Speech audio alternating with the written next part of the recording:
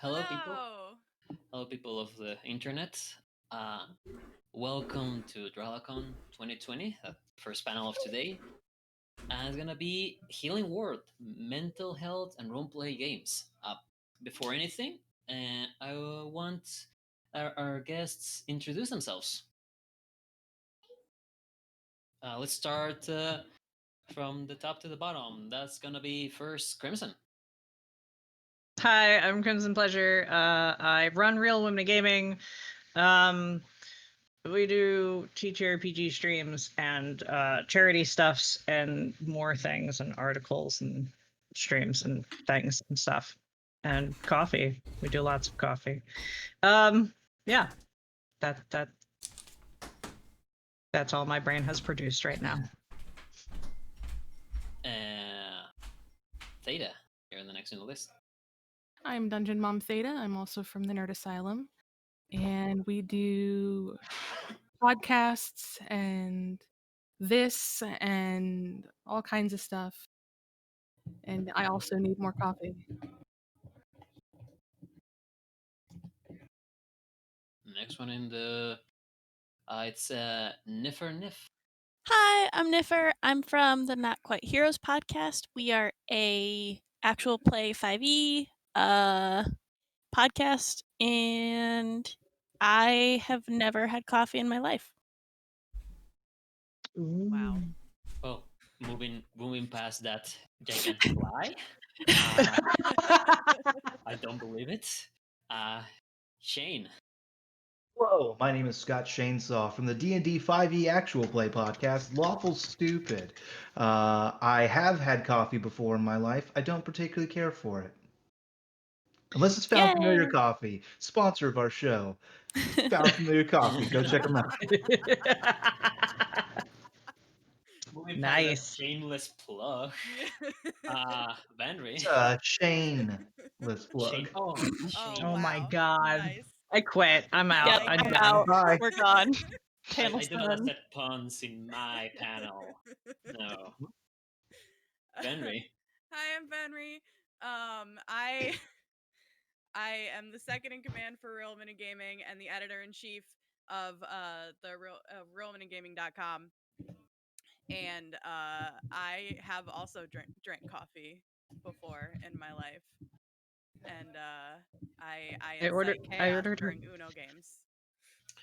Oh my I God. ordered her a vanilla chai latte yesterday, and apparently the con is very upset at me, so now I have to order everybody a vanilla chai latte. Suddenly, this is a panel about coffee. Right? Yeah.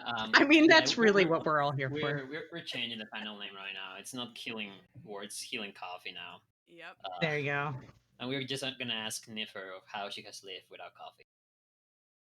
Do you Some drink of you- any kind of caffeine? I shouldn't because I'm really ADHD and caffeine puts me to sleep. But yeah. I'm ADHD, and I'll kill everybody if I don't get my coffee. I drink milk because I'm a child. That's fine. Well, lastly, but I guess not least, I am Sekrain. I am DM and player and content creator from the Nerd Asylum. And today we're gonna talk about a few important topics. Before we start, just to clarify that we're gonna talk about the mental health. And if anybody of the panelists here wants to share their experience, you're totally welcome. This is a safe place to do it. But if one of you doesn't want to, you're also totally welcome.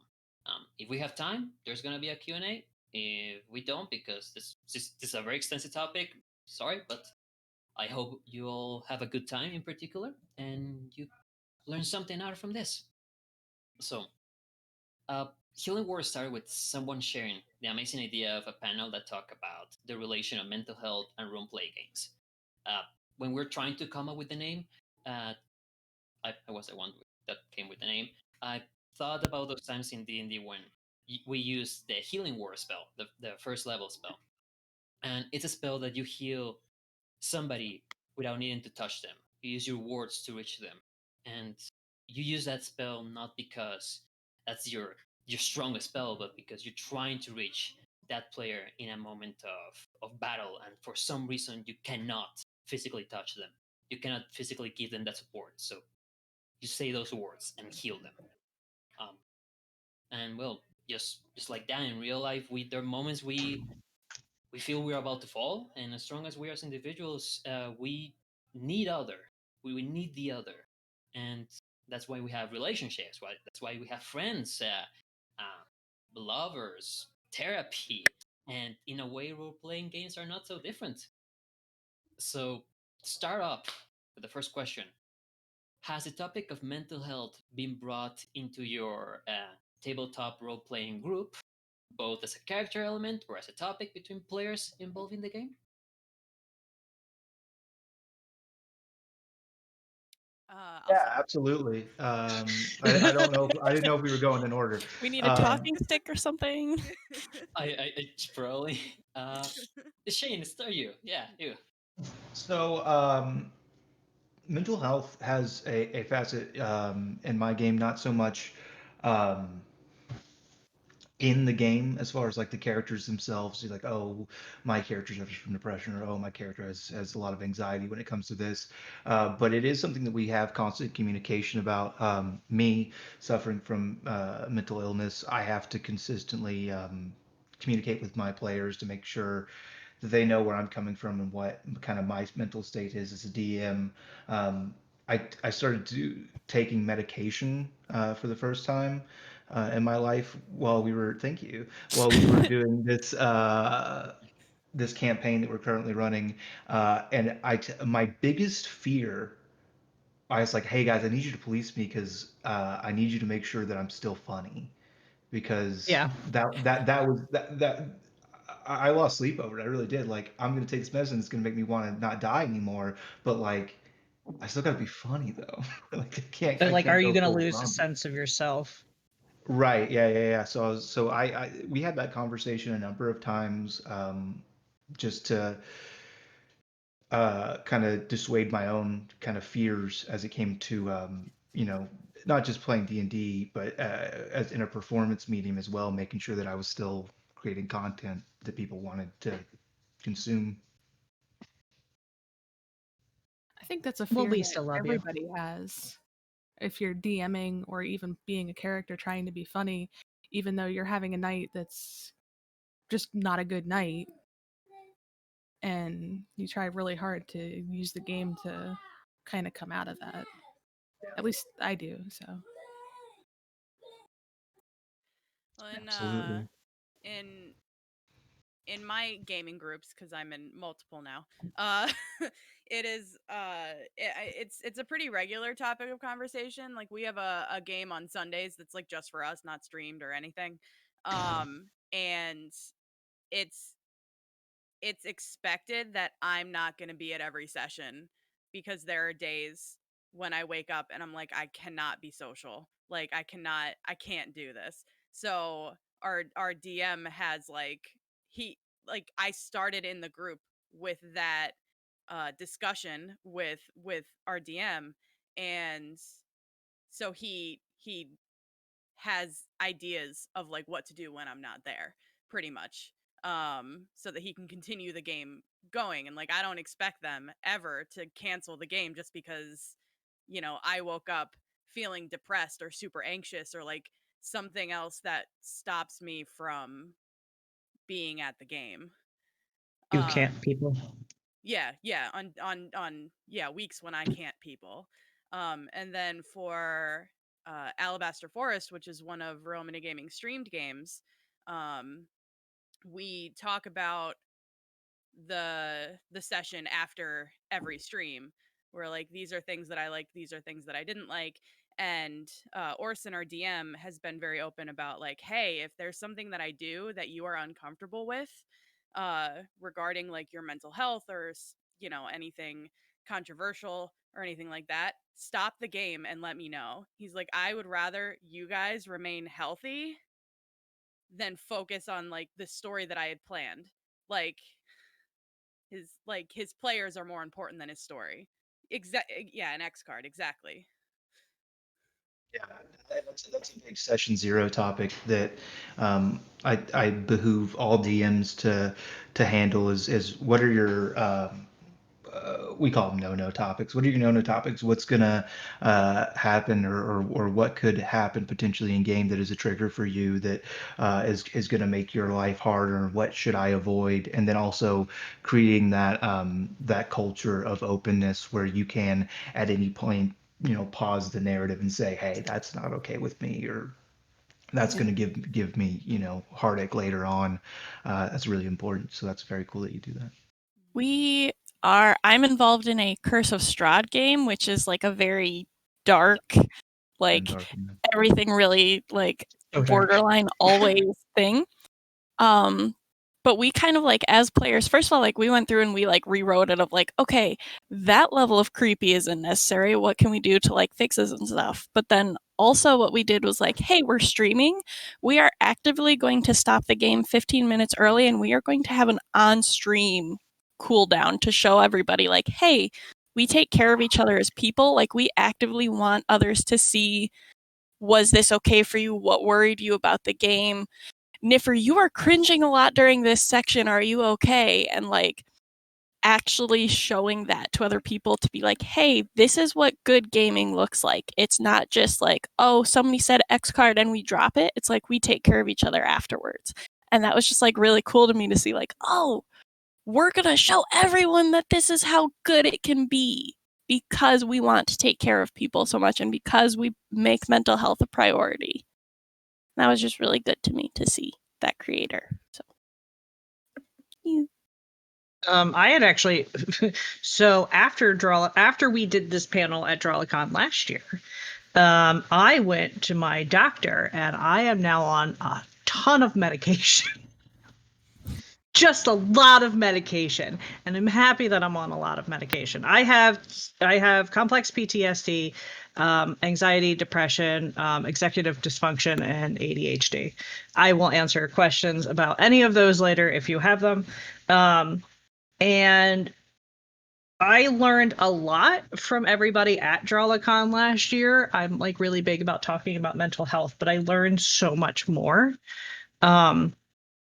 So that's one of the reasons I love all of you guys so much. But just recently, so I have Kethra, who I play in Lost, one of our stream games, and I have Ash, who I play in Malhaven, which is our Sunday game. And recently with Ash, I gave her, and that's an all flesh must be eaten system, so it's not D&D. But I gave her Paranoia to start with, and I have kind of been playing with like PTSD with her a little bit, and allowing me to talk about sensitive stuff. And I think that's been really helpful for me. And I also think it's helpful for people to see that happen. So, and even to the point where like I am Steven from Not Quite Heroes made a College of Nightmares bard that I'm actually really interested in playing in a therapy type game. So those are all I forget the question. What was I talking about? Has the topic of mental health been brought into your group? Yes. Okay, those are all. And I'm actually yes, I did sign up. I did sign up for a research project where we're talking about anxiety and TTRPGs. That's being studied by therapists and stuff like that. And I'm so nervous and excited about that, but anything that I literally can do to help with this, because I think Dungeons and Dragons and TTRPGs can be so expanded upon in therapy, and they are, but I think that it can be such a therapeutic thing, even if it's just like getting away from your demons for the night or bringing them to light, Yeah. Well, and then there's groups like the Badhana group that actively use therapeutic D&D sessions or TTRPG sessions as a alternative form of therapy. It's just really interesting that people are applying it in medicine. I mean, as Yes. as somebody that studied psychology for a while, we do like it. The amount of research behind that has been fascinating. I love that people are seeing the opportunity of using something so awesome to help others, but it does require a certain direction. Man, I'm not gonna start with that part of actual therapy and research, not right now, because I can spend a while, and I want you guys to talk. You're not my therapist, Sekrain. That is a little bit of how I got into like D&D in the first place. Was like I had been having such bad night terrors that I had kept myself awake for 3 days in a row. And my friend like heard that and first of all got very mad at me and was like, "How dare you?" But then like he just sat me down and started telling me these bedtime stories of his D&D group and like what they were doing and like conquering the world and killing dragons or whatever. And I slept because it was just like escapism and because it was you can conquer these things and you can get past things and you can work it out and like you have support. And so it was like, okay, now I can sleep. And then he was like, all right, we're getting you in. And so they pulled me in, we started another game, and it was a lot of like we can work out these like stresses that I'm dealing with and stuff in D&D, not in real life. Like your character's going through it, your character's beating it, and that means that I can kind of deal with it in like not as personal of a way. And so it's not like it's not as like sensitive about it because it's like I'm acting it out. And so that helped me a lot deal with all of the anxieties and the issues that I was like facing in real life. It was so cool. Yeah, sometimes that level of separation can really just be Yeah. relieving. Yeah. My D&D Yeah. group is both a stressor as a DM, Yeah. and they're also my therapy. I can come home from a really bad day at work and go, I've got D&D tonight. Let me prep real quick, and then I'll just deal with however this is going to turn out. Like I've got 5 solutions. This is no problem. Yeah. Here's a 6th option that they decided to go with. This is fine.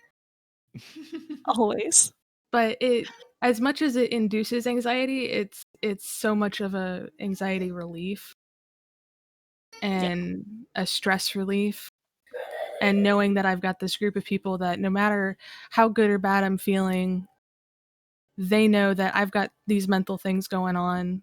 And if I have a night where I'm just like, I can't do this, they don't get mad. They're like, hey, we totally get it. And do you want to talk? They give me that outlet that isn't something that a therapist can give me because I don't have a speed dial for a therapist. Yeah. But you have a speed dial for friends. Exactly. Vonry makes me go shoot things in Overwatch.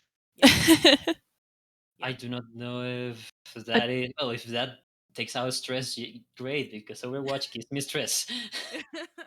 Well, we play an arcade. We don't do Oh. ranked or anything Yeah. like that. Oh Like, God, no. We're like exclusively arcade casual Overwatch players. We don't play anything seriously. Yeah. So the second question, I think some of you have already touched a bit on this. What specific ways you have brought a mental health situation into a group as a topic, like directly? And if you have used any measures to, like the X card or something like that you have brought to make sure you have a safe space for people to talk about the topic, but not jump right into it. Yeah, we kind of had a thing in one of our games where somebody was a bit uncomfortable, and we talked it out, and that was kind of a learning experience for all of us. I'm just a player in the game, but it was a learning experience for all of us to open up that conversation. Because some of us who have been playing for like almost 30 years, that wasn't a topic even like 10 years ago. There wasn't like a session 0, like how is mental health affecting it and stuff like that. Or there are topics that we shouldn't go into. So I love the evolution of gaming.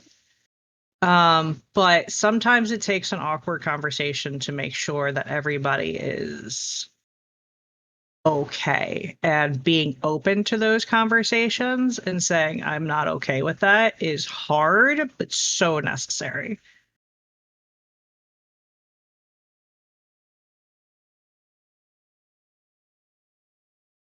I love how everyone's just nodding. Like, yep, that sounds about right. Like, Yeah. My ADD went off. I was like, did I not answer the question? No, you did great. No, you did. In our games, we've had like it's really awkward for me to describe like romantic situations in game. I can step in for you. Please no, I was already dying that the first time. It was super awkward for me, but it was like, well, this is what's gonna happen. But it wasn't like super romantic. It was just like a little romantic. But I'm like doing this with my friends, and it's like, this is weird, guys. And I even told them at the time, this is weird. Just roll with it, and we'll all get through this. My advice: look directly into the camera, roll to smooch. Even just admitting like, hey, this is gonna be weird is like a good thing to just kind of like give yourself that like, okay, it's gonna be weird and that's fine, and like kind of relieves the tension. Yeah, because it sets up an expectation, at least for yourself. Like, hey, I communicated that this is gonna be weird for me while we're doing this, so they understand a little better.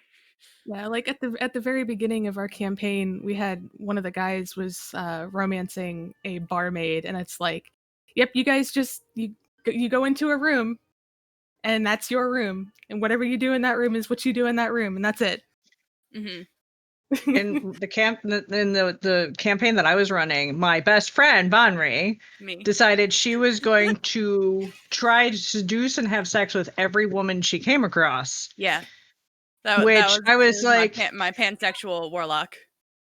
And I was like, all right, cool, I can do this. And then I looked at her and I was like, I can't do this. Yeah. I will talk about sex all day long, but one of my NPCs that I cared nothing about having sex with my best friend. Nope. I'm all right. I'm good. I'm like, and you guys go do your thing. Yep. But it's the point of that is having that courage to say, this is going to be weird, or this is making me feel uncomfortable, is so huge to be able to actually do it, and to be able to feel comfortable with your DM or your players is really important. Personal experience, we had a couple of characters from one of our podcasts, Rage of Nerds. There's some tension between some characters. Not gonna spoil much, but man, sometimes the tension was a bit too high. So even if it was just direct message, just saying, "Hey, are we okay?" As players, this is happening between the characters, right? This is not me and you, and just confirming that, being open about that part helps a lot into stepping into a stressful situation and stepping out without carrying that back to you into yourself. Yeah, we've started doing that in Not Quite Heroes a lot too, of just like, we'll be like recording and then something comes up and like me and a couple of the other like players will message of like, hey, I want to do this in the conversation, is that okay? Or like, hey, are you doing okay right now? Do you want to add anything else? Like, just to help each other like feel comfortable and safe about bringing up topics and stuff. And like, yeah, that kind of is going meta, but it's also like, hey, if you're keeping each other safe, that's good. So do it. And like, we have not only like the X card, we also have, I'm forgetting the order now, but it's a 0, it's an O, and then it's an N, and then it's an X. And like, we'll like sign it at each other for like, X is absolutely not, N is kind of maybe, and O is like, I'm doing very good, of just like, we can visually kind of see each other's cues of like, hey, you're looking uncomfortable, are you okay? Yeah, I'm doing fine. We'll probably have to leave pretty soon, or no, get me out of the situation. I like that. Yeah, that's I like awesome. that a lot. I'm pretty sure it's 0 and then N, but I could be mixing those up. But there's a system, and that's what counts. So that's all that matters. Yeah. Yeah. It's all about making your players feel comfortable at the table. Yeah. And also the DM. Yes. Yeah, and it's more. I everyone. think it's more interesting, like when you have that level of comfort, and then you start talking about things that, like, you're not going to talk about in real life, because even though I pay my therapist to do it, I don't want to talk to her about it. But two, like, you can have those real moments, and because you feel safe, because everybody is there to support you and have a good story, as long as entertain everybody. So I always find that really interesting, and it brings something different to the game, something human, maybe. It does. It does help. Entering into that contact with the other person, beyond the character, beyond the roles, beyond the story, having that contact with the people you're sharing that experience. And just like having the safety net of knowing, like, hey, these are real people that I know I can talk about stuff with, makes it almost easier to talk about stuff in character, because it's like just going up to like a person, hey, I just met you, just start a deep conversation, like maybe not, but knowing like there's a system in place of like when I get uncomfortable, I can bail out at any time, lets you almost be brave enough to like talk in the first place. Yeah. Third question. Have you roleplay a character with a mental health problem, and has playing that character left you with new experiences to learn from?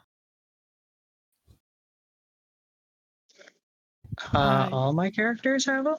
Yeah, I'm like, I think just because I have anxiety, all of my characters have anxiety. Yeah, same So- here.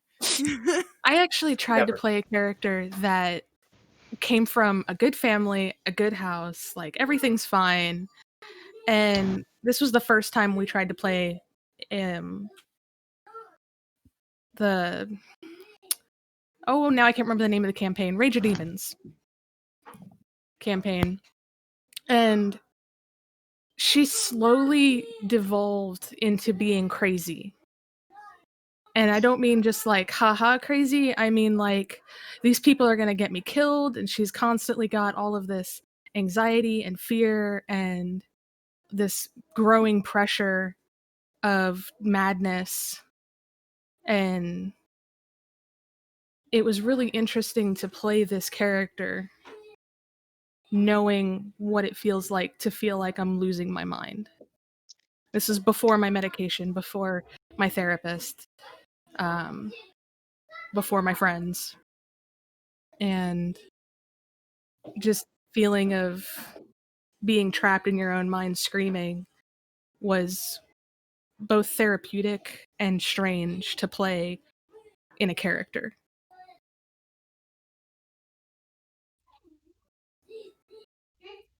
I am the complete opposite. I suffer from clinical depression, and I deal with that every single day.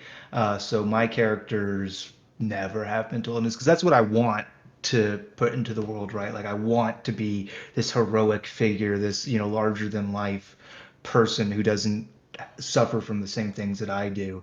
So I never do that. For me, it's unfortunately not really a choice, because like I'm not an actor. A lot of my characters end up just being me for the most part. So like it's impossible for me to not project my mental illness into them, because it's something that like I don't know how to not be mentally ill. So I can't act not mentally ill. I thought I was doing a really good job of like being a very normal character. And then the DM put in this magic weapon with a curse attached to it. And that curse was, mental illness, of just like being paranoid and being like, suddenly you think everyone's out to kill you. And so I became, as they say, a murder hobo. Because it's like, if other people are gonna get me, I'm just gonna get them first, and like became like super just like really angsty and upset and everything. And so we had to go on this whole side quest to like cure it and to like remove the curse or whatever. And like the entire rest of the party's like, we're here for you. And I'm like, get away from me, I will kill you. And they're like, we love you. You're going through a rough time. It's like, I hate how much this is an analogy for real life. Like, I hate all of you right now. Like, I've had multiple games where we have a quote circle of feelings. Oh, God. Both in our cloudy game and in our hoarding around game, where the characters know that one of their members is having this issue, and they're just like, we're just going to have this circle of emotions and we're going to talk it out in character to get this character past this, to get them to grow as a person, which is always fascinating to me. Express how upset I would be with my DM if they gave me a cursed object. It was like cursed mental illness. Like, motherfucker, I got cursed by my genetics in real life. Once a week I get to be a fucking sorcerer, and you're gonna hit me with this shit. I know where you live, motherfucker. You are cursed with mental illness. Too late, bitch. You're gonna be cursed with not breathing, Dwayne. In the fucking audience.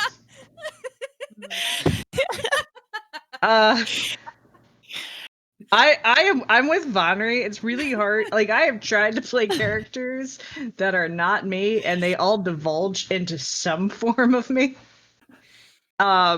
So like Cathra started out as a very like Bones like character. If you ever watched the show, very like, you know, I don't understand what a brothel is or the point of a brothel and stuff like that. Definitely very Temperance Brennan. Yeah. Yeah. I love that. And now she has had her like her family, her like hometown is taken away, and her wife, who is played by Vonnery, is in a coma induced by a god who keeps taunting her. So this bookworm has descended into, I will fucking flay you if you try me. And they're like, you're the cleric. No. That's a very cleric mindset to have, though. Like I'm not going to heal you. I'm not going to help you. Fuck everybody. And they're like, what happened? Yeah. They're like, what happened to like everything is good and we should know I kill everybody. We're going to kill a god, okay?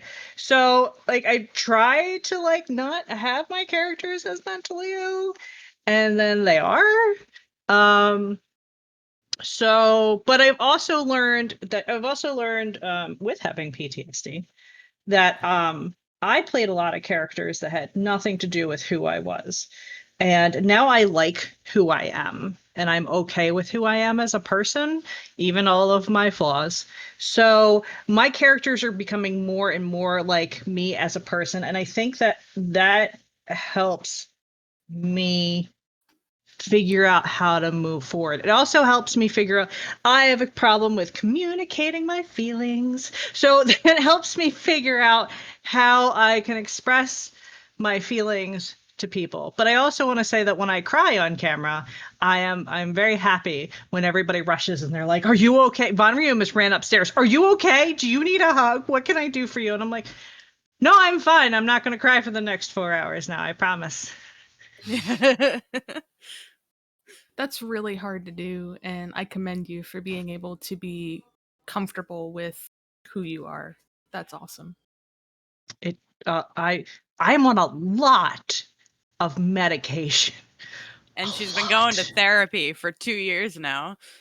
Therapy for 2 years. I'm on a lot of medication. I live with 3 adults who are amazing support. I have been open and honest with Real Women Gaming, and Real Women Gaming is my family, and they check up on me, and they have been so supportive and wonderful. So first it was that support circle, and then people telling me that I am a wonderful person for me to get therapy and medication, to believe that I was to accept that I'm a wonderful person.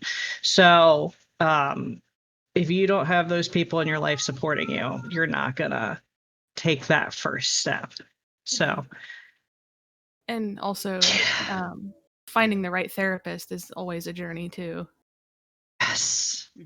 You can fire your doctors, y'all. Yeah, You don't have to go to the absolutely. same person.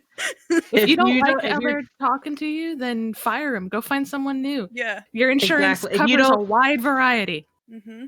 If you don't like the medication you're taking, you can try new medication. Don't give up. And if you don't Yeah. like your therapist, try a new therapist. Yeah. Even ask them, like, this isn't working for me. They usually will recommend somebody new. Or if, I had a therapist and she was wonderful and she got me to a certain point and then I had to change therapist, and now my new therapist is wonderful and she's helping me beyond that point. So sometimes you need to change things up for very specific reasons, but just please don't be afraid of it. It's intimidating at first, but oh my God, is it worth it? 99% of therapists want you to be better. Yes. And they will do a lot of things to help you. So just keep on searching, keep on looking. And Even once in a admitting while, that you they're find not a the right bad one. therapist for you. Yes. Yeah, every now and then, but But then you just fire that one and go find another one. It's Yep. fine. exactly. Yep. Ooh, And next. the other thing Become is, your own therapist. Give other people therapy. Harness their strength. No. I'm in this boat. No. I don't like it. Shane, I am a psychologist. Let me tell you, that doesn't work. I still need to go for a therapist. All I'm saying is that if I eat your heart and gain your power, then I Okay, we're I going to talk about can't- character bleed in the next part of the panel. I can't argue with Shane's Real logic, How actually. knowledge is transfer. It's just me. That's a really good idea, Shane. I'd save Don't a bring lot my of money. barbarian into this. Don't bring my lizard folk barbarian into this. This is fucking chainsaw. He gets player bleed. Has the interaction between players in a table change or influence your perception of mental health, and how?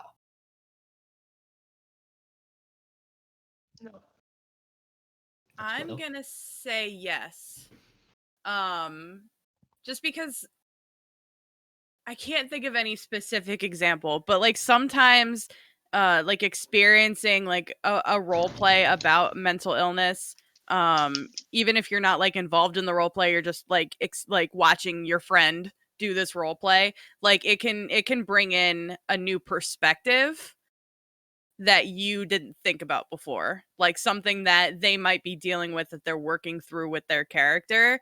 It can give you more of a perspective seeing this role play or participating in this role play. And I think perspective is a big thing for me.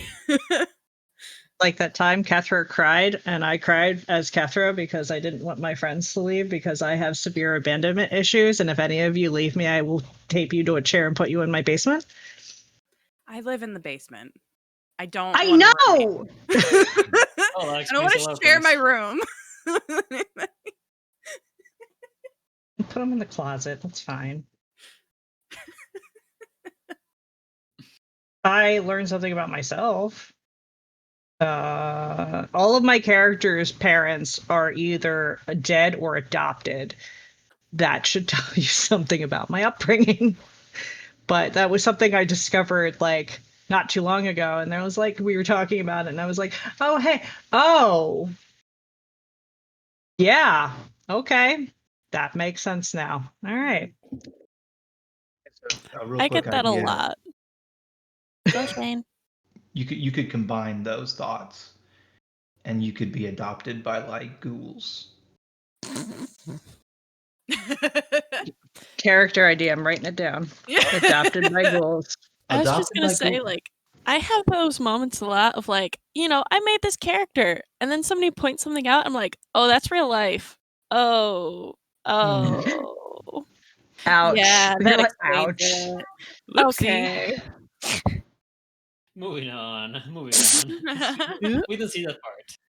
Work in progress. It's like, didn't you realize that all of your characters are overly paranoid and don't trust anybody, and that's how you are in real life? And I'm like, look, I didn't expect to be called out in D&D, okay? So could you not? Maybe? Can we just play the game? Thanks. You should play the game, husband. I came out to have a good time, and honestly, I'm honestly so attached right now. I'm going to talk about my trust issues. That's right. This is escapism, not a mirror. Yeah. That's completely right. Yep. We still have a bit of time. I do not know if everybody got to answer that one.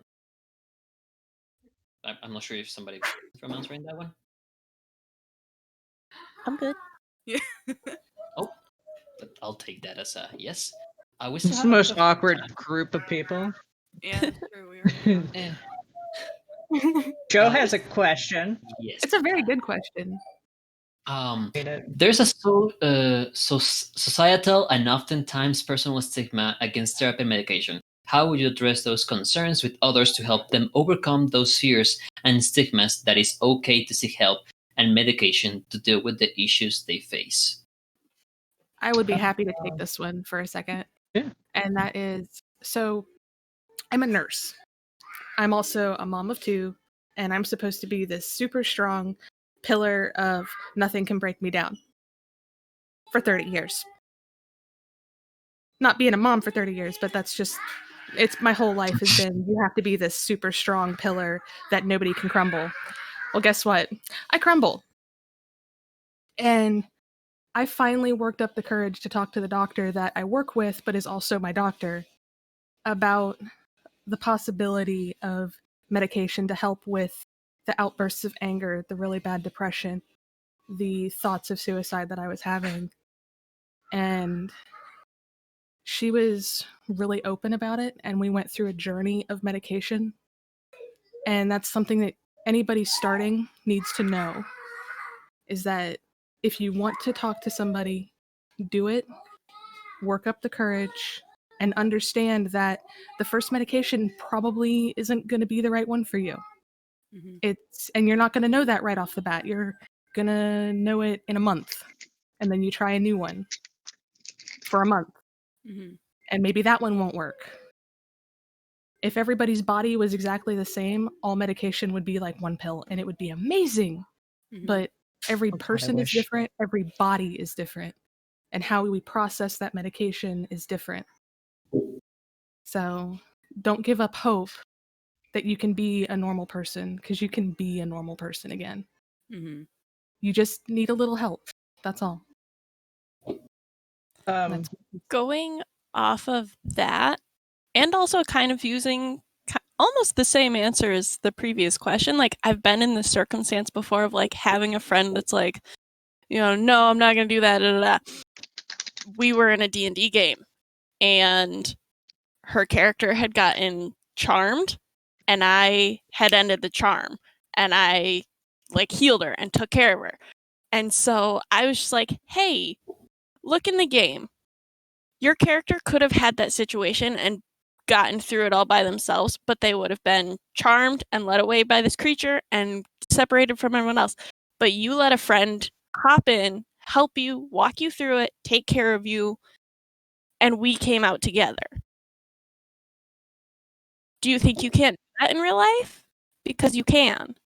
And just kind of like D&D can be a mirror of, we take care of each other in the game, we can take care of each other outside of the game. And there are ways that we can help each other. And they look different in this world because we are not magic, sadly.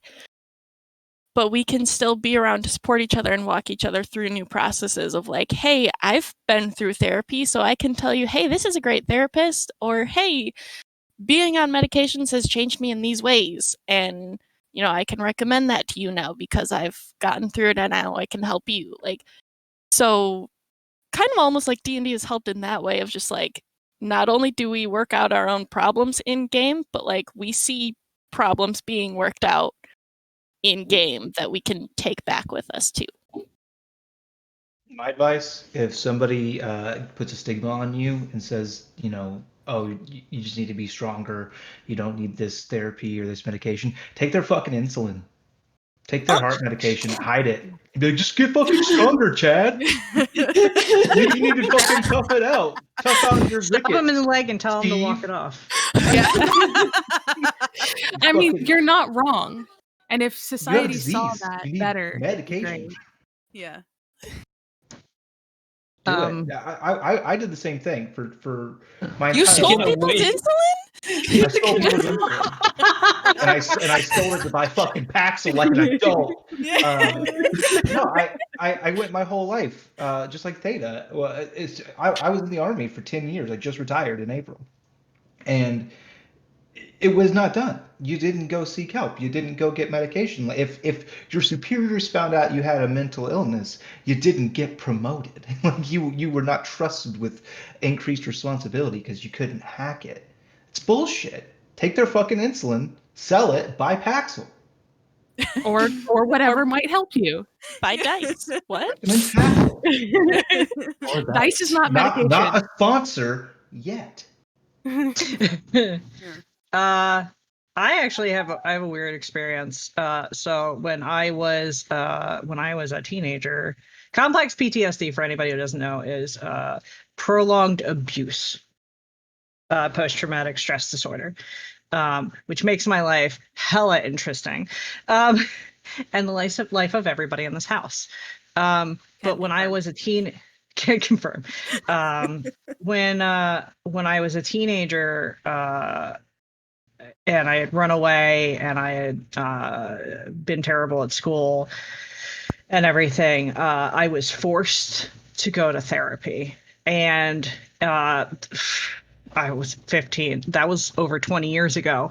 So I didn't understand that I even had rights. And I saw therapist after therapist of terrible people that I had no connection with. And I was misdiagnosed with borderline personality disorder, which has a lot of overlapping with PTSD, but that's not a diagnosis for a 15-year-old.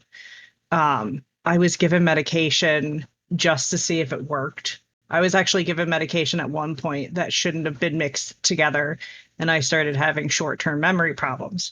So I understand the fear. 100% I understand the fear. Because I decided that I was never going to see a therapist for the rest of my life because I had been screwed so hard when I was a kid.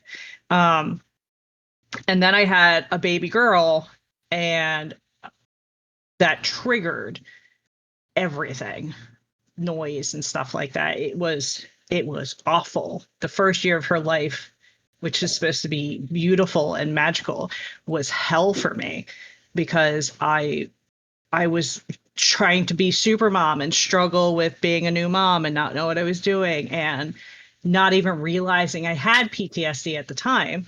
And I just sucked it all up. And, my husband was working. I didn't want to bother anybody. And I'm really happy I made it out of there. And I decided that I looked at my daughter and I decided I needed to be a better mom for her because I didn't like the person that I was. I didn't like the mom that I was. So it took a lot for me to go see a therapist. And I got very lucky that first time with my therapist, very, very lucky.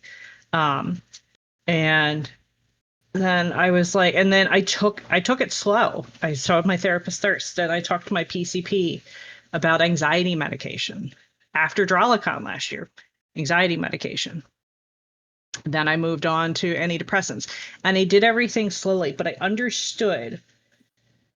I understood that I had to do this at my own pace, but I understood that I could stop anytime, that I had power that I didn't think I had when I was 15, that I was told I didn't have when I was 15. I had zero power. Now all the power is in my court. I don't see my therapist anymore. I stopped seeing them.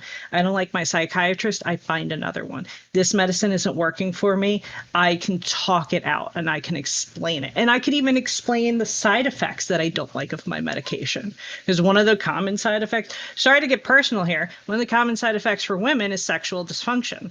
Mm-hmm. So those are topics that I needed to be comfortable having if I wanted to be a better person, if I wanted to be the person that everybody saw that I was. I'm not going to cry. Crying's fine. Do it. I don't cry in front of people. My therapist paid you to say that, didn't she? There's one thing that you said that I really want to light on is that everybody needs to understand you're not a bother.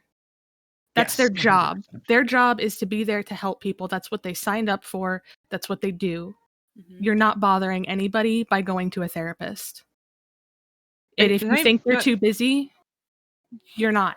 You can find time. Not even just a therapist. Not even just a therapist. I just want to point that out. Vonry, a couple screens below where my head is, knows so much more about me.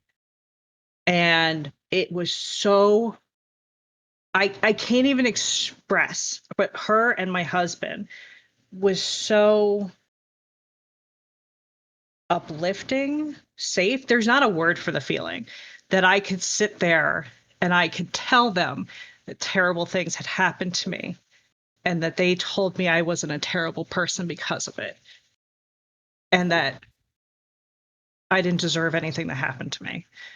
So it's not even just opening up to a therapist. It's opening up to the people around you. And if those people love you, they will love you for it. And if they don't, fucking stab them in the leg and take their insulin. Lessons learned. Yep. Lessons learned with chainsaw. Stab them and take their insulin. Walk it off. Yeah. Validating. Is that the word? Yeah. Validating. Thank you. Validating. One last question. I think it's also a good one.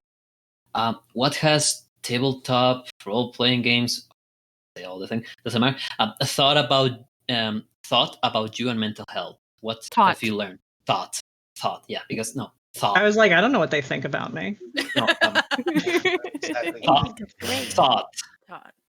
Taught. You have taught. There you go. Yeah. That I'm not alone. Yeah. I was going to say, like, hey, we're in parties for a reason, and there's this thing called party balance. You can't just, like, take on a beholder by yourself. Like, you need somebody to be a meat shield sometimes. You know, you need somebody to be a healer sometimes. You can't be all roles all the time. Yeah.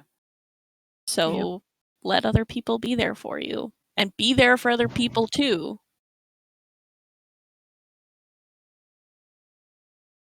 Yeah. I 100% agree with that. I tell everybody in this house is my adventuring party. My husband is my healer. Vonry is my warlock. You know, my daughter is my barbarian bard. Aches is my rogue there in the shadows, but I know he's there. You know. And I think that's probably the best way for us awkward nerds to kind of deal with it, is like find your party, put people in those positions, you know, find your healer, because not everybody can do everything for you, but sometimes you just sometimes you need somebody to help you battle your demons, and sometimes you need somebody to just hug you. Sometimes you need a really distracting bard, like and you can be there for somebody without being there physically. Yes. So if you've got all of my friends, all of them, live in other states. Or in Sekrain's case, another country. I don't have friends around where I live. I live in a very country area, and I'm not country. I'm a city girl stuck in a country world, and everyone's like, oh yeah, my horses, my farm, my cows, my whatever. And I'm just like, my kids are crazy. But none of my coworkers or anybody that I know up here even really knows what D&D is. And the couple times I've tried to explain it, they're like, well, that's good for you. I'm glad you have fun with that. And it's just like, well, I tried. So, yeah, you don't have to be there physically to be there for somebody. Virtual hugs are just as good as physical hugs when you're having a bad day. Just do what I did. Just get a bigger house and make your friends move in with you. I love my friends. I don't love them that much. We're trying to get a compound, like make our own neighborhood of our friends. See, So that we would all, be Yes. good. yeah, we Yeah. all have our own spaces, but we're all Living- very near each other. I live Living with in the my One big in-laws. house and little houses. Yes. I've been One offered big to house live with in little so many houses. compounds that now I'm conflicted about who's to live in. Yeah. You just gotta find a can good have a lot of location for the fun. massive compound for everybody. Well, Yeah, we oh need yeah. a we'll get D&D our own- community oh my God. compound. There's tons Let's of get our space own in the island. Midwest, y'all. Let's go. Yeah. Just pick a state and take No. over the whole Nobody state. lives in North Dakota. Let's just take it. No, let's go to Montana. I hear it's beautiful. Oh, Montana is beautiful. It's gorgeous. So somewhere Sorry to that's anyone warm in more North than 3 Dakota. months out of the year. That's my request. Yes. Sorry to Iowa. anyone in North Dakota, by the way, if anyone is watching. If I don't anybody believe- I- actually lives there, sorry. I don't think anybody lives in North Dakota. You're safe. Okay, cool.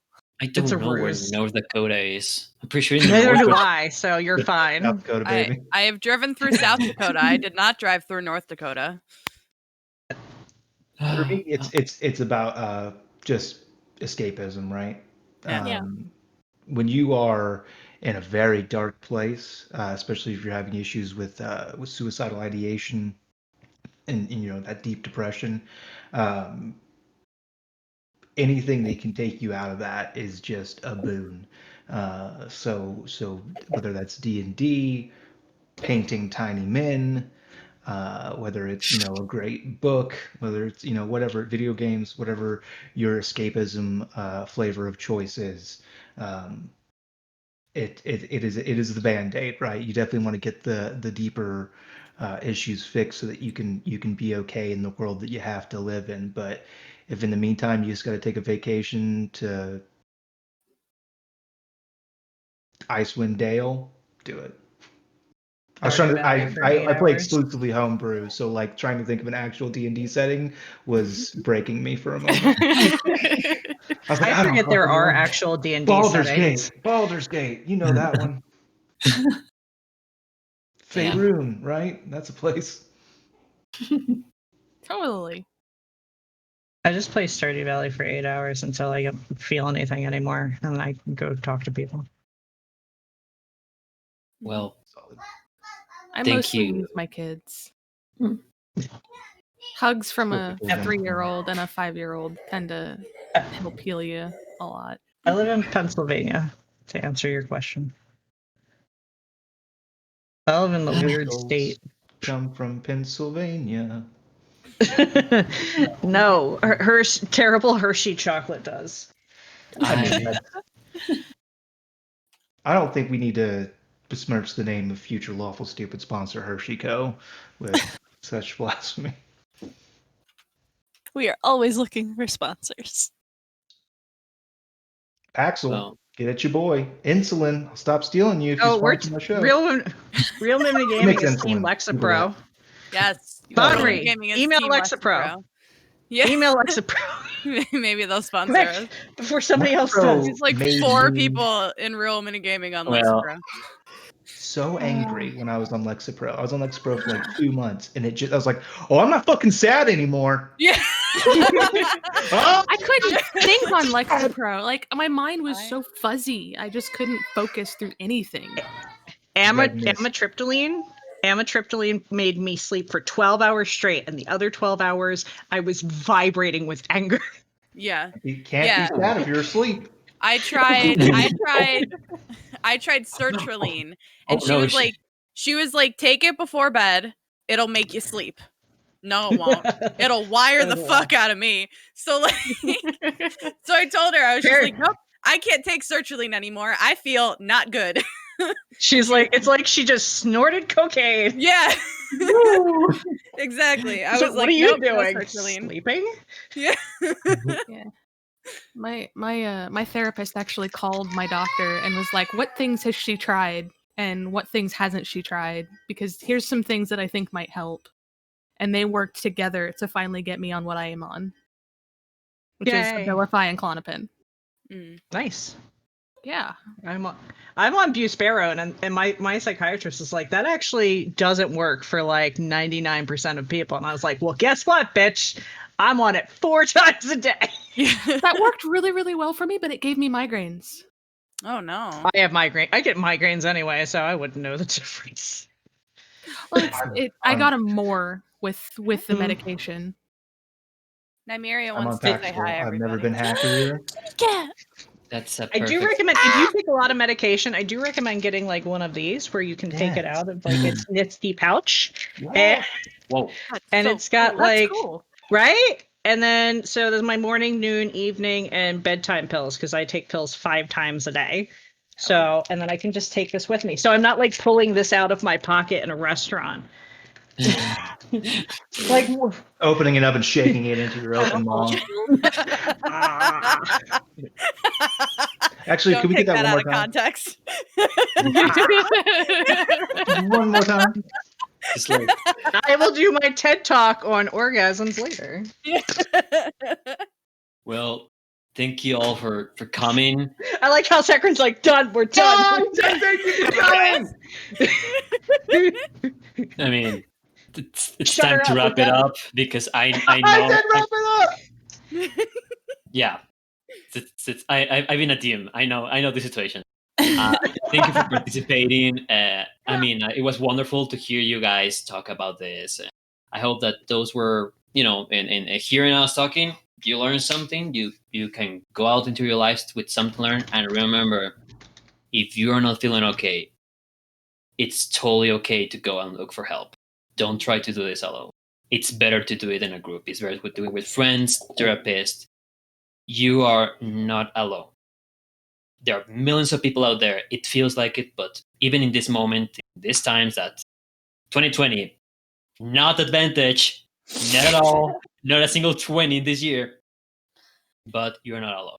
There's still people out there. There's still healers, tanks, DPS. There's whole world ready to actually help. Take care of all of you. Yeah. Feel free to message me after the thing if you need to talk or want to talk about something. I'm pretty open about it. I'll put my name out there for that too. 375. Also. Also here. Shane will put out his personal cell phone number so you can text him whenever you need Yes. help. I will. It's in my email letterhead. It's on the Lawful Stupid website. I don't give a fuck. What are you gonna do? Be my friend? I will stalk you That's for a friendship. threat. So Don't yeah, stop there. thank you all. I've never for had a coming. friendship offer feel so threatening. Yeah, really. I don't lock my door. I accept all fucking challengers. Well, guys, All right, we're going to thank you for Shane's house right participating, now. and see you for the next panel. Yep. Bring your Powerade and some fucking insulin.